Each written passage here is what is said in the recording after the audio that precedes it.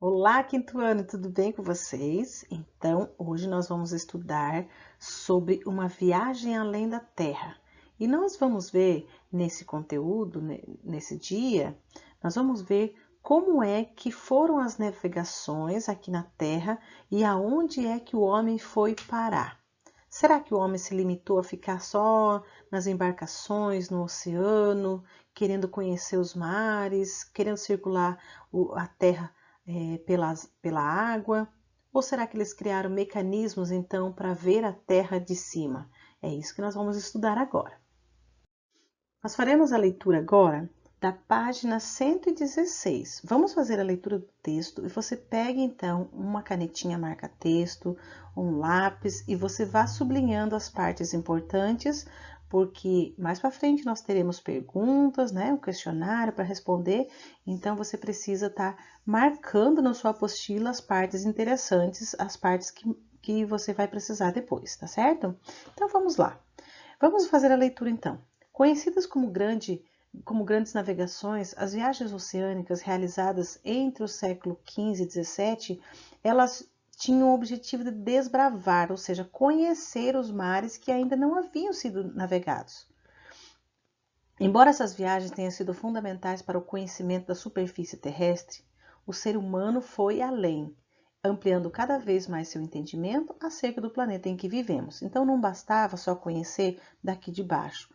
Eles percorreram, o ser humano, né, o homem percorreu todo o planisfério da Terra pelo solo, digamos assim, na posição horizontal, né?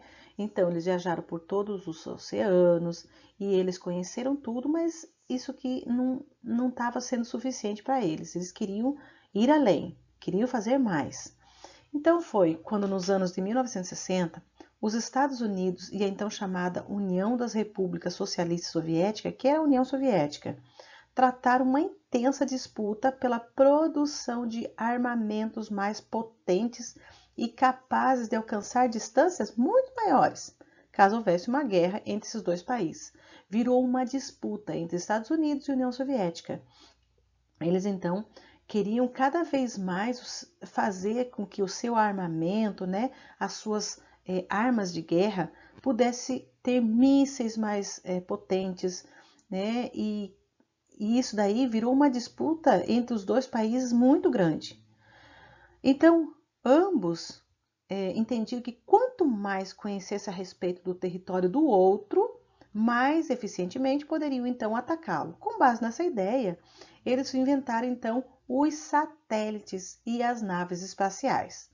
Então, eles ficaram tão obcecados por disputa de território e de guerra que eles então queriam investigar o terreno do outro. Ah, eu preciso investigar o terreno dos Estados Unidos. Mas por onde? Pela terra? Pela terra vai estar cheio de soldado, vai estar cheio de equipamentos, vigiando o espaço, o território. Então, nós precisamos ir por cima, dar um jeito de inventar que a gente enxergue de cima, do espaço. E a mesma coisa aconteceu com a União Soviética e Estados Unidos. Os dois, então, começaram uma disputa aí para ver quem conseguia conhecer o território inimigo de cima. E eles então inventaram os satélites e as naves espaciais.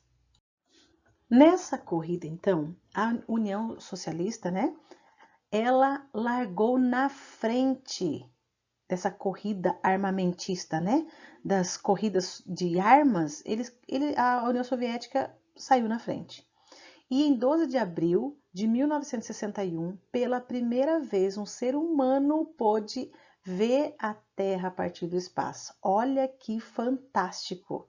Ele então, esse homem, né, foi lançado, foi o cosmonauta soviético Yuri Gagarin, que teve uma vida entre 1934 até 1968.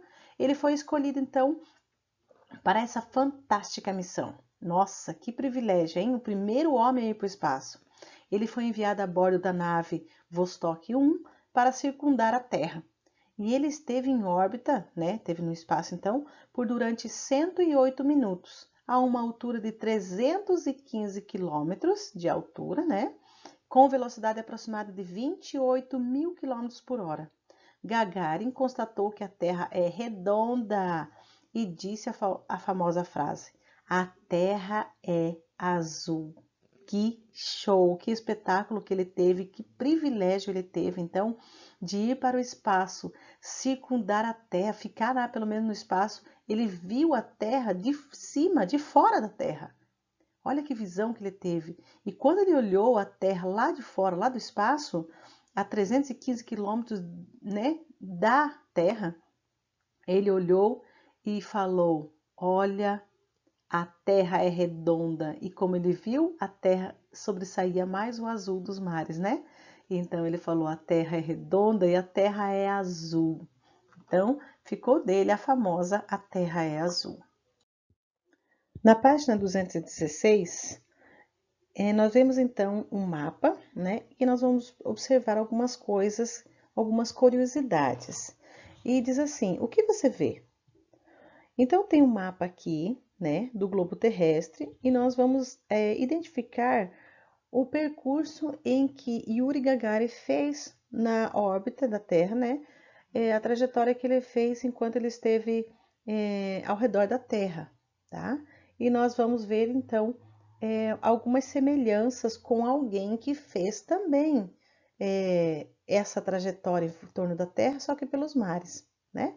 Então, observe a seguir a trajetória de Yuri Gagarin enquanto esteve em órbita ao redor da Terra e o tempo de duração da viagem, tá? E nós vemos então aqui que ele saiu então dali da Europa e ele passou então pela África, passou lá por baixo do continente americano, na América do Sul, contornou as Américas e voltou então ali para a Ásia, voltando então ali bem próximo, né, à Ásia, próximo ali da Europa. Então nós vimos que ele fez uma trajetória em torno da Terra, né? Então a pergunta é a seguinte: quais as diferenças e as semelhanças entre as viagens feitas por Yuri Gagarin e Fernão de Magalhães? Lembra que Fernão de Magalhães, ele também saiu junto com o amigo dele foi morto, ele então tomou o lugar dele na liderança do navio, né, da embarcação, e ele então contornou a Terra para poder estudar, né, os mares e ver que a Terra não era realmente achatada como as pessoas falavam. Então, nós temos então, qual que é a semelhança e a diferença entre o Yuri e o Fernão de Magalhães? Nós temos então o tempo de viagem, né? O tempo de viagem, a forma de como a viagem foi feita. Um orbitou na Terra, o outro percorreu pela água, considerando que a volta dada não foi em linha reta, mas contornando o quê? Contornando os continentes. Os meios de transporte utilizados também, olha a diferença de um e de outro. Um usou uma nave espacial, outro usou um barco. Pensa no tempo que eles levaram, quantos dias ou quantos anos. O outro, quantos minutos levou só para fazer uma viagem em torno da Terra, né? Então, que tipo de tecnologia que foi empregado? Um levou algumas bússolas, talvez, uns poucos mapas que tinham, ou foram desenhando os mapas no decorrer da viagem. O outro já tinha uma nave espacial, tinha um painel de controle, já tinha uma tecnologia alta para a época, né? Já era uma tecnologia bem alta. Então, essas são as diferenças e as semelhanças. Então, você vai comparar o tempo de um, o tempo de outro, o tipo de embarcação que um teve e o outro teve, né? Quanto tempo durou cada um? Escreva aí, então, o tempo de cada um, as diferenças e semelhanças entre um e outro. Nós vamos ver na número 2, que diz assim: em qual visão dos navegadores visualizaram os lugares pelos quais passaram? Em qual visão os navegadores visualizaram os lugares por onde passaram? Então, ao navegar, os viajantes observaram o oceano à frente dos próprios olhos. Então, eles tiveram uma visão o quê? Frontal. Eles tiveram uma visão frontal. Nós podemos ter a visão, então, tipo de visão que nós podemos ter das coisas. uma visão frontal, quando nós ficamos frente a frente, uma visão inclinada, pode ser que seja uma visão vertical, de cima para baixo, de baixo para cima, né? Dependendo da posição. Mas tanto um quanto o outro, eles tiveram uma visão frontal, eles estavam à sua frente. Por quê? O Magalhães viajou, ele só viu o que estava na sua frente. E quando Yuri Gagarin ele voou, ele olhava para baixo, ele tinha também à frente da sua nave, ele estava tendo, então, uma visão frontal. Em qual visão Yuri Gagarin viu a Terra? Opa, aqui já responde, então, a visão de Yuri Gagarin viu a Terra. Então, não foi frontal, não. Ele teve uma visão oblíqua e vertical. Oblíqua quer dizer inclinada, né? Ele olhou lá de cima, uma visão inclinada. E também vertical, né? De cima para baixo, de baixo para cima, ele conseguiu enxergar de cima para baixo. Número 4. Em sua opinião, qual deles teve uma visualização melhor da Terra? Será que o Fernão de Magalhães teve uma visão melhor da Terra? Ou será que foi o Gagarin que voou lá do espaço e conseguia ver todo o planeta num olhar só? O Fernão de Magalhães só enxergava o que estava à sua frente, o limite do horizonte ali dos seus olhos. Mas o Gagarin, ele então pôde ver a superfície da Terra de modo mais amplo, completo, a partir da atmosfera lá de cima. Os navegadores, coitados, não conseguiram então ver além do oceano e algumas ilhas. Se Magalhães, a número 5, se Magalhães e Gagarin resolvessem fazer um mapa da Terra, qual deles conseguiria representá-la mais corretamente? Quem será que conseguiria? Por quê? Então, como o Gagarin teve uma visão mais ampla da Terra, uma vez que ele observou lá de cima, né? Bem lá de cima, externamente, fora da Terra, ele teria condições melhores de produzir um mapa com uma representação, né, muito mais fiel, mais detalhada do planeta Terra do que o Fernão de Magalhães. Então, o Yuri Gagarin, ele tinha muito melhor condições de fazer o mapa da Terra. Nós vamos ver então que na página 118 nós vemos então ali no Você Sabia, vem falando assim: a atmosfera terrestre tem no papel plano. A mais antiga representação da Terra em forma de globo foi feita pelo cartógrafo alemão Martin Beheim, que foi em 1459 até 1507. Entre os anos de 1490 a 1492, esse trabalho então ficou conhecido como Globo Terrestre de Nuremberg.